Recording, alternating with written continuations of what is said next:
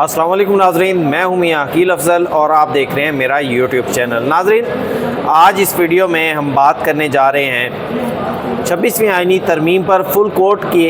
जो ख़बरें हैं वो एक दफ़ा से फिर उठ गई हैं। 26वीं आईनी तरमीम पर फुल कोर्ट तश्कील दिया जाए, इस हवाले से जो पाकिस्तान तहरीक इंसाफ और जो इसकी एलाइज जमातें हैं वो भी मुतहरिक हो गई हैं। और आज मुस्तफ़ा नवाज़ खोखर ने इसमें एक दरख्वास्त भी दायर की है। पहली दरख्वास्तों में और आज की दरख्वास्तों में फ़र्क क्या है, इस पर आज के इस व्लॉग में बात करेंगे। पूरी तफसील आपके साथ शेयर करेंगे। जस्टिस मंसूर और जस्टिस मुनीब, इन दोनों के जो है वो जो उनका 31 अक्टूबर का फ़ैसला था वो आज की इस दरख्वास्त में उसको क्या अहमियत दी गई है, इस पर भी तफसील से आपके साथ अपने इस व्लॉग में शेयर करूंगा। लेकिन व्लॉग के आगाज़ करने से पहले मेरे दोस्तों से दरख्वास्त है,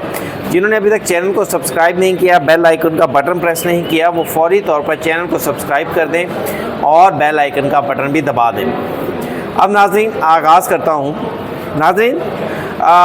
मैं ये ख़बर इससे पहले अपने व्लॉग में एक मरतबा तफसील से दे चुका हूँ। जब जस्टिस मुनीब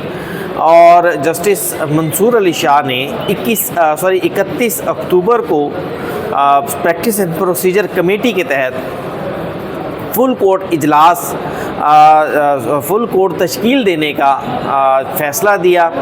और साथ ही ये कह दिया कि 4 नवंबर को सुप्रीम कोर्ट ऑफ पाकिस्तान के तमाम दस्तयाब जजेस जो हैं वो इस मुकदमे में बैठेंगे। फिर उसके बाद हमने देखा हालिया रिसेंटली 14 अगस्त को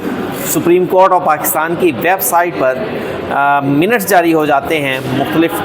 कमेटी मीटिंग्स के, जस्टिस मंसूर अली शाह के इस फ़ैसले के बाद पैदा शुदा सूरत हाल के, और एक मरतबा ये बहस फिर छिड़ जाती है। और उसके बाद फिर जस्टिस मंसूर अली शाह, जस्टिस मुनीब अख्तर ने गालिबन 16 अगस्त को उनका एक ख़त मंजर आम पर आया, जिस ख़त में उन्होंने उल्टा चीफ जस्टिस ऑफ पाकिस्तान को इस सारे मुद्दे का मुर्द इल्ज़ाम ठहरा दिया कि जनाब हम यूँ मीटिंग ना करते, लेकिन हमने chief justice of Pakistan Yahya Khan Afridi के ऑफ़िस में बैठकर कमोबेश उन्हें 1 घंटा मनाने की कोशिश की कि जनाब इस सारे मसले का हल, ये जो सारा अदालती भौचाल है, इसका हल सुप्रीम कोर्ट ऑफ पाकिस्तान के तमाम जजेस का मिलकर बैठना है। ये ख़बरें अपनी जगह पर दुरुस्त हैं कि फुल कोर्ट वाली, लेकिन बात ये है कि chief justice of Pakistan Yahya Khan Afridi इस बात पर कायल नहीं हुए। अब उन्होंने क्या किया, उन्होंने इंडिविजुअली जाकर 13 जजेस थे, उनसे राय ले ली। अब chief justice of Pakistan Yahya Khan Afridi का जो जुडिशल कमीशन में एक ख़त कह लें, एक जवाब कह लें, जो उन्होंने पब्लिकली वहाँ पर जुडिशल कमीशन के सामने रखा, उसमें बड़ा वाज़ेह तौर पर यह कहा गया कि उन्होंने chief justice of Pakistan Yahya Khan Afridi ने सुप्रीम कोर्ट ऑफ पाकिस्तान के 13 दस्तयाब जजेस से जो है वो इस हवाले से इंडिविजुअली राय ली, और उस राय में ये चीज़ सामने आ गई कि जनाब 13 में से 9 जज साहबान यानी 4 ये चाहते थे कि फुल कोर्ट तश्कील हो जाए। लेकिन टेक्निकल बात यहाँ पर ये है, टेक्निकल बात मैं आपसे कर रहा हूँ कि चीफ जस्टिस अफरीदी ने ख़त में कहा कि वो जो बाकी जज साहबान का ये कहना था, उन्होंने कहा कि जब 26वीं आईनी तरमीम आ चुकी है तो हम उस तरमीम को, उसके ख़िलाफ़ फ़ैसले से पहले हम उसको डिसरिगार्ड नहीं कर सकते। हमें उस तरमीम को, 26वीं आईनी तरमीम को के मुताबिक ही चलना होगा जब तक वो फील्ड में मौजूद है। और 26वीं आईनी तरमीम के मुतल्लिक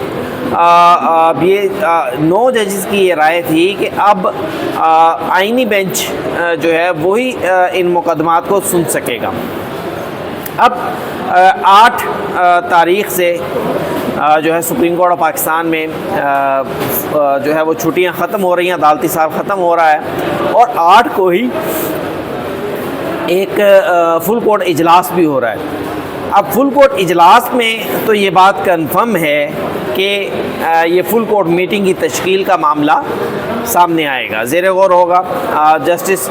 मंसूर, जस्टिस मुनीब का जो भी रिसेंटली ख़त भी है, जो गालिबन 16 अगस्त को मंजर आम पर आया था, या शायद 15 अगस्त को आया था, उस ख़त की बुनियाद पर उसमें भी एंड में यही कहा गया कि जनाब सुप्रीम कोर्ट ऑफ पाकिस्तान का फुल कोर्ट तश्कील दिया जाए। तो ये बात तो बड़ी कन्फर्म है कि उस मीटिंग में एजेंडा जो भी हो, लेकिन वहाँ पर 26वीं तरमीम पर फुल कोर्ट का मामला ज़ेर बहस आएगा। सारे के सारे जो सुप्रीम कोर्ट के 25 जज साहबान हैं उसमें बैठेंगे, अपनी राय देंगे, और ये मामला सुप्रीम कोर्ट के लेवल पर जो मामला होते हैं, मैं आपको बताऊं, ये बिल्कुल भी उस तरह से नहीं होते जिस तरह कल हाई कोर्ट में अंदाज में हुए। बल्कि कुछ लोगों ने ये भी कमेंट कर दिया, हमारे एक दोस्त हैं, उन्होंने ये भी ख़बर दी कि जनाब जो मिनट्स थे वो मंजूर करने वाले जज साहबान ने पढ़े भी नहीं थे, और गालिबन मुस्तरद करने वाले जज साहबान में से भी बहुत सारे लोगों ने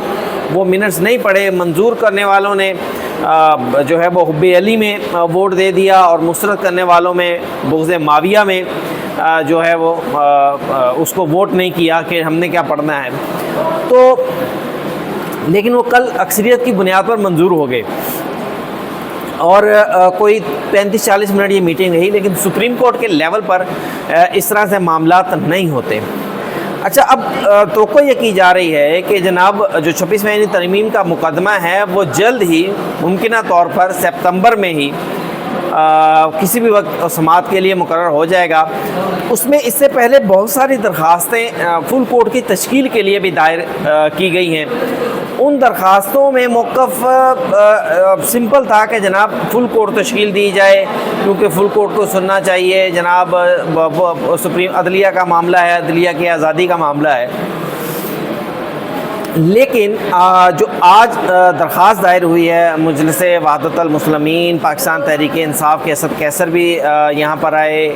मुस्तफ़ा नवाज़ खोखर भी यहाँ पर आए। उस दरख्वास्त में डिफरेंस ये किया गया है कि उस दरख्वास्त की बुनियाद को बनाया गया है 31 जुलाई 2024 का वो फ़ैसला जो जस्टिस मंसूर और मुनीब ने प्रैक्टिस एंड प्रोसीजर कमेटी में दिया था, और कहा था कि 4 नवंबर को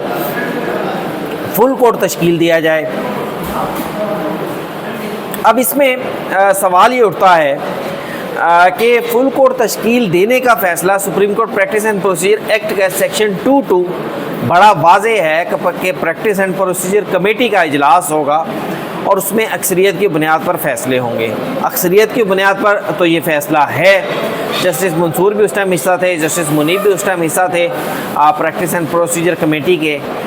लेकिन जो असल सवाल है जिसके ऊपर अदालत को फ़ैसला करना होगा,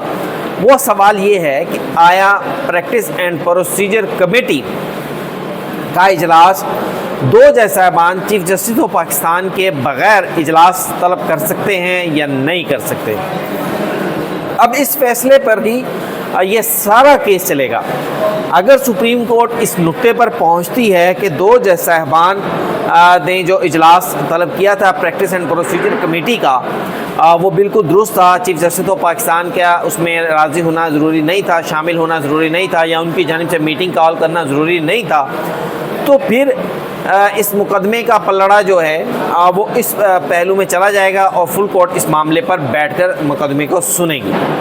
क्योंकि प्रैक्टिस एंड प्रोसीजर कमेटी का डिसीजन है। साथ ही दूसरा, अगर सुप्रीम कोर्ट ये फैसला होता है कि नहीं, चीफ जस्टिस ऑफ पाकिस्तान